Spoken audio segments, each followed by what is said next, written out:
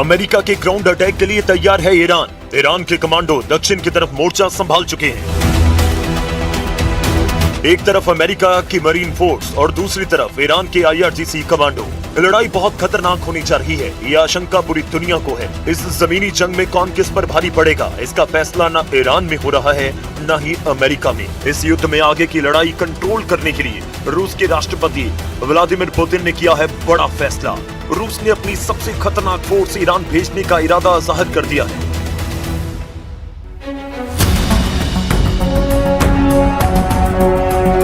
Report है कि Putin ने अपनी स्पेशल फोर्स ईरान में उतारने का फैसला किया है। पुतिन के ऑर्डर पर कमांडर कादिरोव ने ईरान युद्ध में उतरने का इरादा पक्का कर लिया। कादिरोव ने कहा कि वो खुद इस जंग में उतरकर अमेरिका से लड़ने के लिए तैयार है।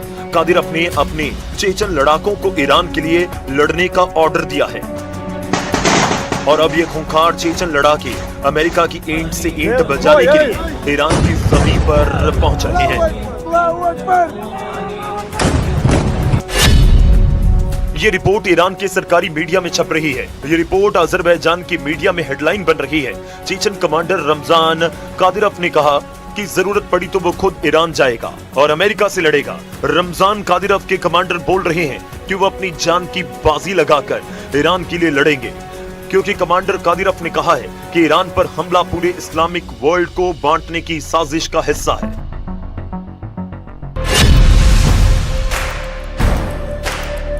यूक्रेन के मारियुपोल, बखमुत और रूस के कर्स्क में पूरी दुनिया के कादिरोव के लड़ाकों की बहादुरी देखी है। चेचन लड़ाके किस तरह लड़ते हैं, गोली और बारूद से डरते नहीं बल्कि उनके बीच जीते हैं। अब चेचन लड़ाकों की इसी बहादुरी को पुतिन ईरान में इस्तेमाल करना चाहते हैं। ये रिपोर्ट्स बता रही हैं कि अमेरिका को हराने के लिए पुतिन ने अपने जांबाज लड़ाकों को ईरान में उतारने का फैसला किया है।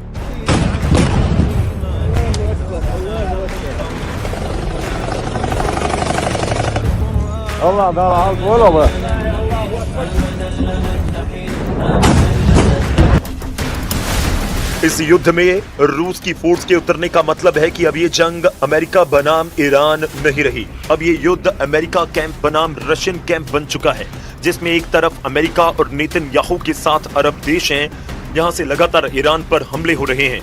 वहीं दूसरी तरफ ईरान को बचाने के लिए तैयार है रूस, चीन और उत्तर कोरिया। यही वजह है कि इस जंग को अब तीसरे विश्व युद्ध की शुरुआत कहा जा रहा है, जहां वॉर जोन ईरान है और दोनों तरफ लड़ने वाली ताकत सुपर पावर मानी जा रही है।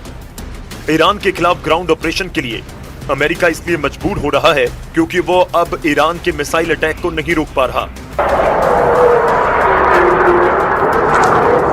ईरान की खुर्रम शहर और सेजिल मिसाइल किस तरह इजराइल पर हमला कर रही है, इसके वीडियो लगातार वायरल हो रहे हैं। ईरान लगातार अपनी मिसाइल पावर से इजराइल, अमेरिका और खाड़ी देशों को शॉक पर शॉक देता जा रहा है।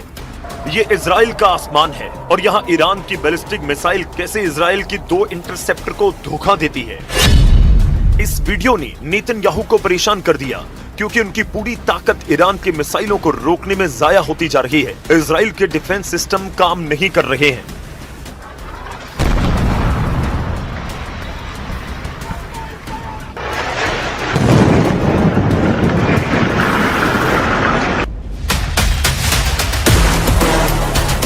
ईरान के क्लस्टर बम जहां गिरते हैं वहां ऐसी तबाही होती है। ऐसे हमलों के बाद की तबाही देखिए और इस दौरान बंकर में पनाह लिए हुए लोगों को देखिए। इजराइल में इस वक्त ईरान की मिसाइलों का बहुत ज्यादा खौफ है और इसकी वजह है वो एयर डिफेंस सिस्टम जो पूरी तरह से फेल हो चुके हैं। अब तक युद्ध में ईरान ने 1200 से ज्यादा बैलिस्टिक मिसाइल दागे हैं, 4000 से ज्यादा ड्रोन हमले किए हैं। ऐसे लगातार हमलों को रोकने के लिए इजराइल, अमेरिका और साथ ही अरब देशों ने पैट्रियट सिस्टम की 2500 इंटरसेप्टर मिसाइल दाग डाली है। ऐसा ही हाल बाकी एयर और मिसाइल डिफेंस सिस्टम का है। आयरन डोम जैसे मशहूर सिस्टम भी फेल साबित हुए और यही वजह है कि इजराइल में हालात बहुत ज्यादा दयनीय हो चुके हैं। वो ईरान की मिसाइल नहीं रोक पा रहे।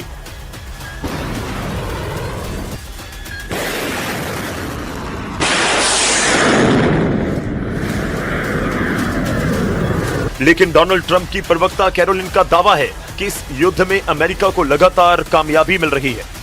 With respect to the ongoing major combat operations in Iran, Operation Epic Fury is moving ahead successfully and according to plan. With each passing day, the United States military is increasing its advantage over the terrorist Iranian regime. America और Israel की दिक्कत यह है कि ground operation अब उनके लिए मजबूरी बन चुका है और ईरान भी यही चाहता है कि किसी भी तरह अमेरिका अपनी फौज को जमीन पर उतारे ताकि मुकाबला आमने सामने का हो। अगर ईरान में ग्राउंड ऑपरेशन होता है तो उसमें अब पुतिन की फोर्स भी लड़ेगी, इस बात की गारंटी दी जा रही है और ऐसे युद्ध के लिए कमांडर रमजान कादिरव के लड़ाके तैयार हैं। चेचन्या के अख्तम स्पेशल फोर्स के कमांडर लेफ्टिनेंट जनरल आप्ती अलाउद्दीनोव ने कहा कि इस युद्ध में वो ईरान के साथ हैं। अगर जरूरत पड़ेगी तो वो खुद भी ईरान की जमीन पर जाकर लड़ने के लिए तैयार हैं। लेफ्टिनेंट जनरल आप्ती अलाउद्दीनोव को चेचन लीडर रमजान कादिरव का कमांडर नंबर 1 कहा जाता है। आप्ती अलाउद्दीनोव चेचन्या की अखमत फोर्स का कमांडर है जो कादिरव की स्पेशल फोर्स मानी जाती है और इसी फोर्स ने कर्स्क और मारियोपोल में पुतिन को जीत दिलाई है। यही वजह है कि आप्ती अलाउद्दीनोव कर्स्क का किल कमांडर कहा जाता है और यही किल कमांडर अब ईरान में पहुंचकर अमेरिकी मरीन का सबसे बड़ा खौफ बनने को तैयार है।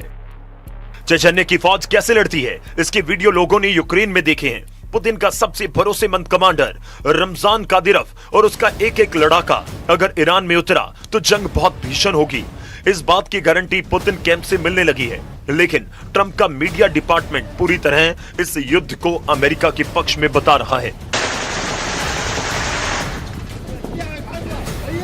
Iran will no longer have the credible ability to threaten the United States or our allies, which is, of course, the overall objective and mission the president set out when he launched Operation Epic Fury. Trump Iran पर हमला करेंगे या खुद को बचाएंगे या फिर Israel के युद्ध में पूरी ताकत झोंक देंगे। जबकि नेतन्याहू ने साफ कर दिया है ईरान के खिलाफ ग्राउंड ऑपरेशन में इजराइल शामिल नहीं होगा और इसकी वजह है लेबनान का फ्रंट। एक तरफ ईरान पर हमला, दूसरी तरफ इजराइल पर अटैक। युद्ध में एक दूसरे को पूरी तरह खत्म करने के लिए एड़ी चोटी का जोर लगा रहे हैं ईरान और इजराइल। युद्ध कितना लंबा खिंचेगा ये तस्वीरें बता रही हैं।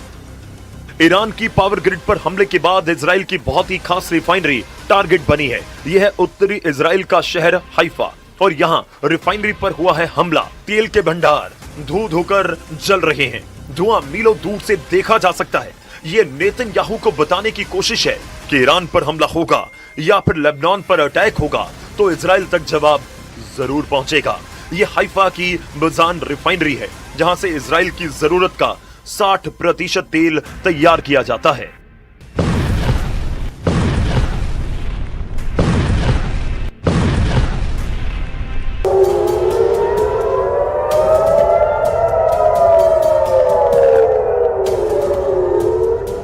इजराइल की सरकार का दावा है कि हाइफा की रिफाइनरी को ज्यादा नुकसान नहीं पहुंचा और तेल की सप्लाई पर कोई असर नहीं पड़ेगा। यही वजह है कि ईरान को रोकने के लिए अब ट्रंप उसकी जमीन पर उतरकर लड़ना चाहते हैं।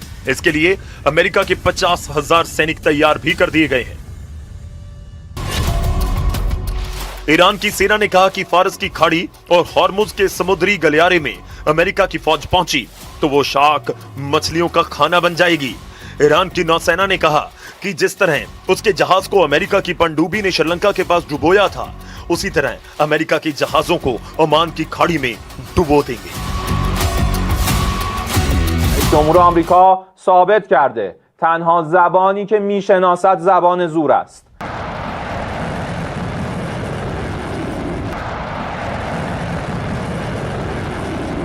ईरान के सामने इस वक्त उसका दक्षिण का फ्रंट बहुत ज्यादा खतरनाक बन चुका है। यहां अमेरिकी फौज का उतरना ऐसा ऑपरेशन होगा जिसमें खून दोनों तरफ से बहेगा। इस बात की गारंटी डोनाल्ड ट्रंप और ईरान दोनों तरफ से दी जा रही है, लेकिन ईरान की वार्निंग ऐसी है जिसे ट्रंप और उनके कमांडरों को बहुत ही गंभीरता से लेना होगा।